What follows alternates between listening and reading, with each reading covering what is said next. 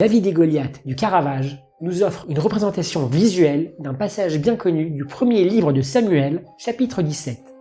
Pour mieux comprendre le contexte du tableau, remontons 4 ans en arrière, en 1606. À cette époque, le Caravage résidait à Rome et s'était impliqué dans une violente altercation ayant entraîné la mort du jeune Ranuccio Tomassoni. Craignant une condamnation par les autorités, l'artiste a pris la fuite. Après 4 ans d'exil, il aspirait ardemment à rentrer chez lui. Un retour conditionné par l'obtention de la clémence du pape. C'est à ce moment qu'il entreprit de peindre cette dernière version de David et Goliath, destinée au cardinal Borghese, le neveu du pape. La scène déborde de symboles, allant jusqu'à suggérer que le visage de Goliath pourrait être en réalité celui du Caravage. Cette idée est renforcée par l'inscription latine ajoutée à l'épée « Humilitas occidit superbiam ».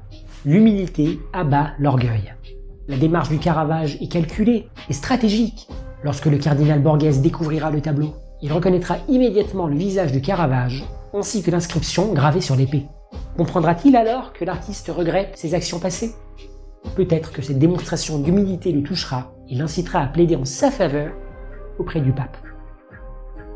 Avant de partir, est-ce que vous connaissez la dernière œuvre du Caravage? Partagez votre réponse dans les commentaires. Pour ma part, je vous dis à très bientôt pour une nouvelle vidéo. Salut!